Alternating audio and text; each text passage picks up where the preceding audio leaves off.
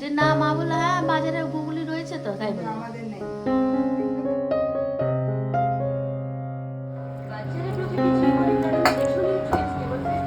আমরা বেরোচ্ছি, সেজো কাকিমাদের বাড়ি যাচ্ছি।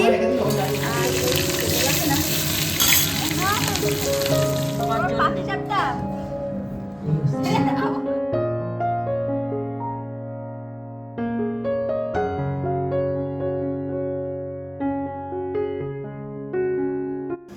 গুড মর্নিং সরকার সাহা ফ্যামিলি, তোমরা সবাই কেমন আছো? আশা করি তোমরা সবাই খুব ভালো আছো, সুস্থ আছো। আমি স্বরূপা। তো সকাল সকাল কটা বাচ্চা বলো তো ঘড়িতে? বাচ্চা এখন 7টা, 7টাও বাজেনি, 6:45 হবে। আর বাইরে দেখে কেউ বলবে এখন 6:45 বাজছে? এত রোদ দেখে মনে হচ্ছে দুপুরবেলা হয়ে গেছে হয়তো। তো যাই হোক, এই যে সামনের পুকুরটা দেখছি পরিষ্কার করছে, খুব নোংরা হয়েছিল। আর এইদিকে আদিবাবু এখনও ঘুমাচ্ছে। ব্যাঙ্গালোরে তো ছুটির দিনে এত তাড়াতাড়ি ওঠার কোনো প্রশ্নই ওঠে না, কিন্তু এখানে 7টা মানে মনে হচ্ছে কত বেলা হয়ে গেছে। আর সাহা যথারীতি বসে গেছে অফিসের কাজে সকাল সকাল। আর আমি ঘুম থেকে উঠে একটু বাইরের দৃশ্য দেখে, মানে বাইরের একটু সবুজের দিকে তাকিয়ে, সবুজের দিকে দিকে তাকিয়ে মন ভরিয়ে সোজা তারপর নিজের কাজে।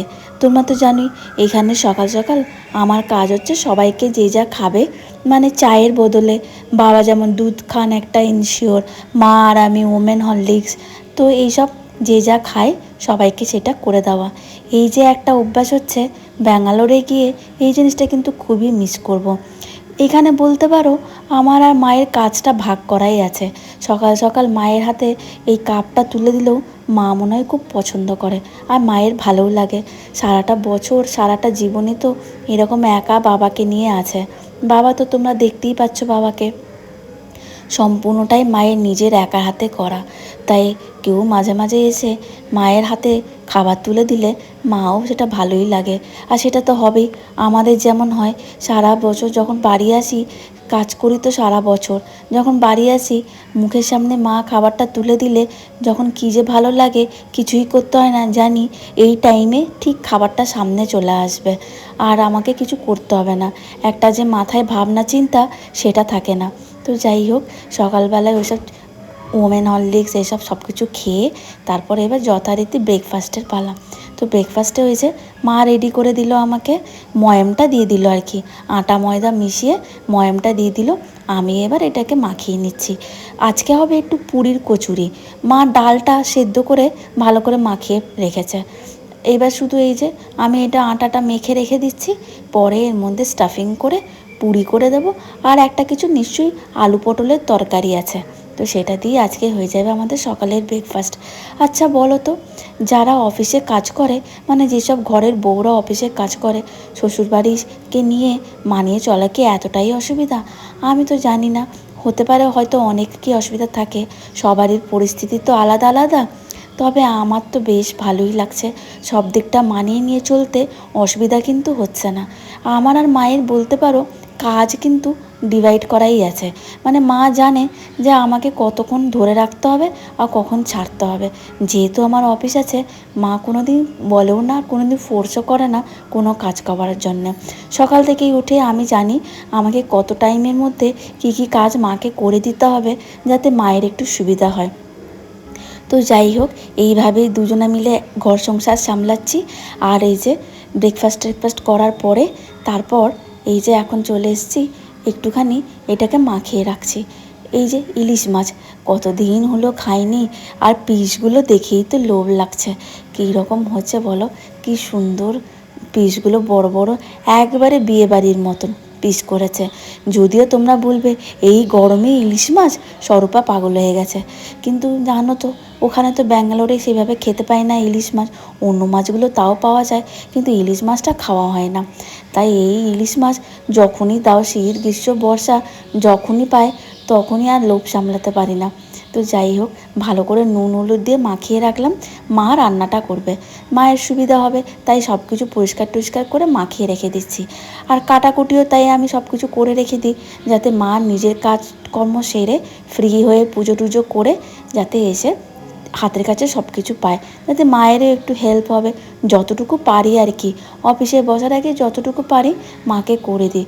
তো এইভাবেই তো অ্যাডজাস্ট করে সংসার বলো, শ্বশুরবাড়ি নিয়ে চলা আর অফিসের কাজের সঙ্গে সব কিছু তাল মিলিয়ে চলা এতটাও আমার মনে হয় ডিফিকাল্ট না, যদি অ্যাডজাস্টমেন্ট আর আন্ডারস্ট্যান্ডিং থাকে। তো মাকে কি বলবো, মা খুবই করে। আর রান্না বান্না বলো, আমি যেহেতু ওখানে কাজ করি, মা নিজে থেকেই তাই বলে যে ওখানে তো সারা বছর তুই করিসই, এখানে এসে তোকে বেশি কিছু করতে হবে না। তো এই যাই হোক, মা এখন করছে পুজো আর আমি নিচে তাই মায়ের কাজটা বাগিয়ে রাখছি। তাই করো।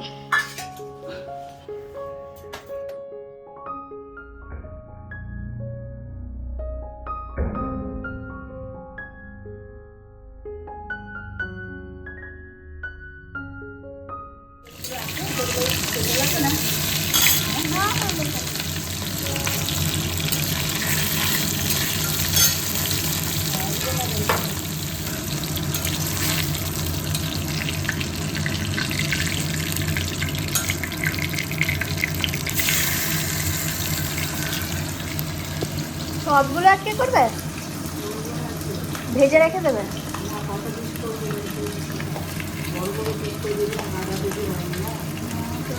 লম্বা লম্বা করে বিয়ে বাড়ির মতন কেটে দিল।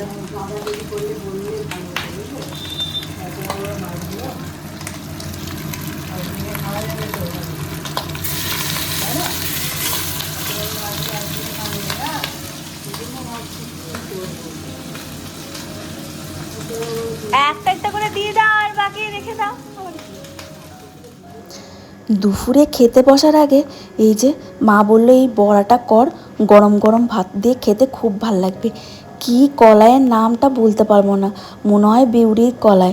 এই যে বাটা হয়েছে, বাটার পরে তার মধ্যে একটু কালো জিরে ফোড়ন আর একটু নুন আর একটু স্বাদ মতন হয়েছে নুন আর একটু কি মশলা হয়তো মা অ্যাড করেছে, তবে কালো জিরের ফোড়নটা দেওয়াতে টেস্ট কিন্তু অন্যরকমই হয়েছে। আর সত্যি বলছি, গরম গরম ভাতে এই বড়াগুলো মুচমুচে বড়া দিয়ে ভাতটা খেতে কী যে ভালো লাগলো কি বলবো তোমাদের। তাই আমি এটা দেখলাম, আমি ব্যাঙ্গালোরে গিয়ে মাকে বলেছি আমাকে এই কলাইটা দেবে, ব্যাঙ্গালোরে গিয়ে আমিও বানিয়ে খাবো। যেদিন বিশেষ করে যেদিন নিরামিষ হবে রান্না, সেদিন এইরকম একটু পাতে থাকলে ভাতটা, একটা ডাল থাকলে আর এই বড়া থাকলে ভাতটা এমনিই সব উঠে যাবে। আর এই যে বড়া বাজতে বাজতে দেখছি এই পাখিটা এত রোদ গরম দুপুরে পুরো ঝলসা হাওয়া আর দিচ্ছে, আর এই ছোট ছোট পাখিগুলো দেখি মায়া লাগছে, বেচারাদের কি অবস্থা। এবারে যা রোদ গরম পড়েছে, কবে যে ঠিক হবে আর কবে যে একটু ঠান্ডা হবে স্বস্তি পাবো জানি না। তো এইদিকে বড়া মোটামুটি ভাজা হয়েই গেছে, এবার আমরা সবাই মিলে বসবো খেতে।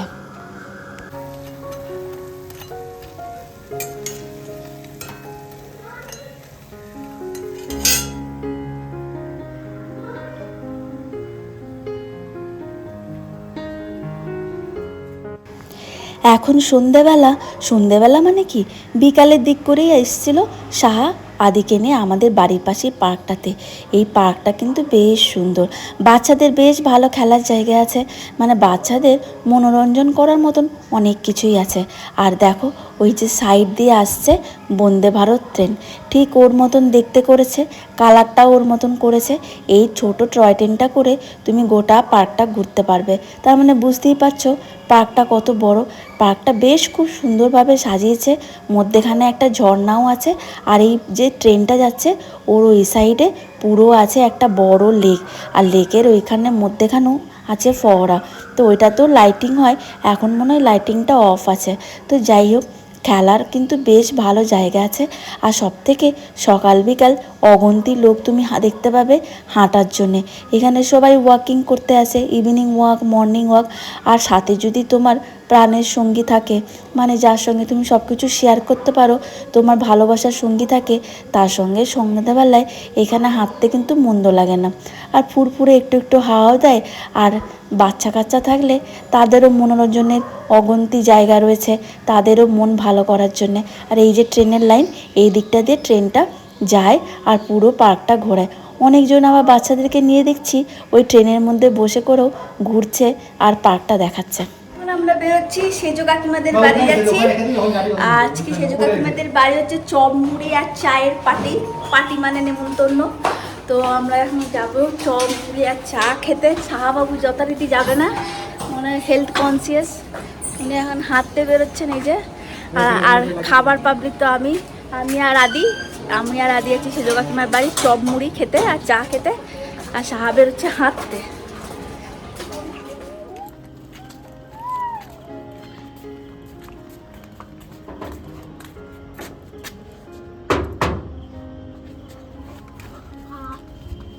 হাতে লাগা, মাথায় লাগা। হ্যাঁ তোমার জন্য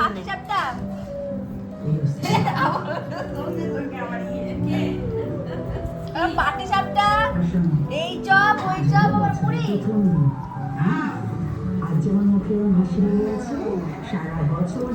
কোনটা খাবি? কুচবি কুচবি।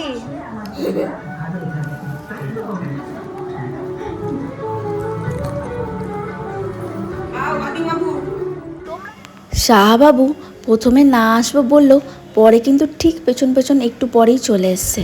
আর এই যে কাকিমা এখন দিচ্ছে ভালো করে যত্ন করে মাখিয়ে মুড়ি আর তার সঙ্গে চপ। আর কাকিমা তো আবার ডিমের চপও দিয়েছিল, তার সঙ্গে পাটিসাপটা, আর তার সঙ্গে ছিল একটু চাও। তো এই লোভ কি আর সামলানো যায় বলো? এই যে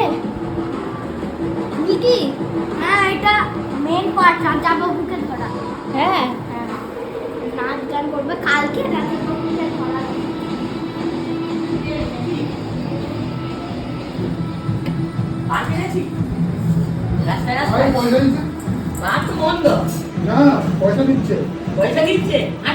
আর দুটো বড় হয়েছিল গো, মরে গেল। কতদিন ছিল? 2 বছর আগের বার গেছি এখান থেকে, তখন নিয়ে এসেছিলাম। আগের বার নয়, তার আগের বার। মুড়িটা ভালো রাখতো।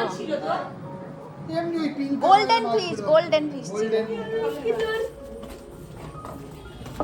দুটো মাছ মরে গেল রে। কিভাবে তুমি? জানো তো আমাদের কাজের মেয়েটা ফোন করেছিল, আমাদের ব্যাঙ্গালোরের মাছ দুটো না মারা গেছে। তো শুনে এত মনটা খারাপ হয়ে গেছিলো, কি করব, খুব ভুল হয়েছে। ওকে দোকানে দিয়ে এলেই ভালো হতো। আর রাতের বেলায় আমি তো আর কিছু খাবো না। এত কিছু খাওয়ার পরে সন্ধেবেলায় কাকিমার বাড়িতে এই আদিকে শুধু একটু দিচ্ছি জল ভাত। আদি যে কী জল ভাত খেতে এখন ভালোবাসছে তোমাদের কি বলবো। ফ্রিজ থেকে ঠান্ডা জল বের করছে আর ভাতের মধ্যে ঢেলে দিচ্ছে আর বলছে আমি ঠান্ডা জল ভাত খাবো, আর কিচ্ছু খাবো না। তো যাই হোক, এইভাবেই আজকের দিনটা গেল পুরো সংসার নিয়ে। আর কেমন লাগলো তোমাদের অবশ্যই কিন্তু লিখে জানিও। আর ভাল লাগলে অবশ্যই একটা লাইক করে দিও আর বলো তোমাদের কেমন লাগলো। সবাই খুব ভালো থেকো, সুস্থ থেকো আর সাবধানে থেকো। Bye bye all.